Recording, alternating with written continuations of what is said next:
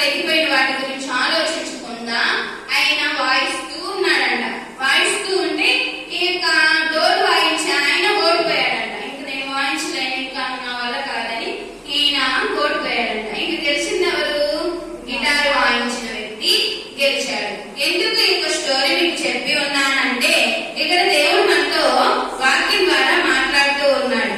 ఏమని మాట్లాడుతూ ఉన్నాడు? అయితే ఒకటి చేయుచున్నాను, వెనుక ఉన్నవి మరచి ముందున్న వాటి కొరకే వేగిల పడుచు. అంటే వెనుకున్న వాటిని మర్చిపోయాడు. అవును కదా, తీగలన్నీ ఊడిపోయాయి. ఆ వెనుకున్న తీగల గురించి ఆయన ఆలోచించిన, ముందున్న ఒక తీగ గురించి ఆలోచించి వాయిస్తూ ఉన్నాడు కాబట్టి విన్ అయ్యాడు. అవునా కన్నా? మనము కూడా మనం జాబ్ చేసినా గానీ ఇప్పుడు మీరు చదువుకుంటూ ఉన్నారు. చదువుకుంటున్న చదువులో కానీ మీరు ఎలా ఉండాలి? మీ టీచర్స్ టెస్ట్లు పెడుతూ ఉంటారు. టెస్ట్లు పెట్టినప్పుడు మీరు చదవాలి.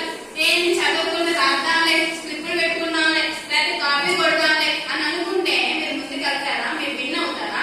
ఎంత మాత్రం విన్ అవ్వరు. ఇప్పుడు మిగిలిన వ్యక్తులు అందరూ ఏం చేశారు? అమ్మ మేము వాయించడం మా వల్ల కాదని పక్కన పడేసి వెళ్ళిపోయారు. మీరు కూడా కొంచెంసేపు చదువుకొని బుక్ పక్కన పడేసి ఆటలు వెళ్ళిపోతారు. అప్పుడు మీరు విన్ అవుతారా? ఎంత మాత్రం విన్ అవ్వరు. అదే సపోజ్ నేను హోంవర్క్ ఇస్తాను, హోంవర్క్ రాయించలే, నేను స్కూల్లో హోంవర్క్లే రాస్తున్నాయి, హోంవర్క్ ఏముంది రాయకూడదు అనుకుంటూ ఉంటారు. మీరు విన్ అవుతారా? ఎంత మాత్రం విన్ అవ్వరు. ఎందుకు? హోంవర్క్ దేవుడి పని, దేవుడికి చేస్తే నచ్చింది. దేవుడి వాక్యం ద్వారా మీ అందరితో మాట్లాడుతున్నారు.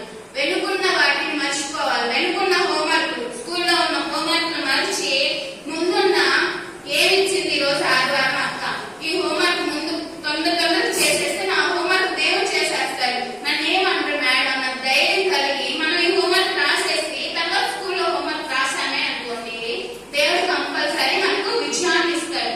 మనం ఏ పని చేసినా కానీ విజయాన్ని ఇస్తాడు. ఆ వ్యక్తికి విజయాన్ని ఇచ్చాడా లేదా?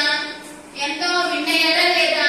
విన్ అవ్వడం వల్ల ఆయన గొప్ప మేలు పొందుకొని ఉన్నాడు. కాబట్టి మనము కూడా సండే స్కూల్ అయినా ఏదైనా కానీ చెప్పింది చెప్పినట్లు చేయడం మనం నేర్చుకోవాలి. అది పూర్తయ్యేదాకా వదలకుండా ఆయన ఎలా వాయించాడో హోంవర్క్ ఏదైనా పూర్తయ్యేదాకా కూర్చున్నాము అంటే అది అయిపోయేంత వరకు వదలకుండా దాన్ని పాటించే వాళ్ళలాగా ఉండాలి అనేది యేసయ్య ఇష్టం. యేసయ్య ఇష్టాన్ని గౌరవిస్తారా లేదా? ఎక్కడుండైనా హోంవర్క్ రాసుకొస్తారా లేదా? ఎంతమంది రాసుకొస్తారు? హ్యాండ్ రైజ్ చేయాలి. అందరూ హ్యాండ్ రైజ్ చేశారు. రేపు వారం చూస్తాను. ప్రతి ఒక్క బుక్ లో హోంవర్క్ ఉండాలి. చిన్ని వాక్యాన్ని దేవుడు దీవించుగాక. మీ అందరికీ నా వందనాలు.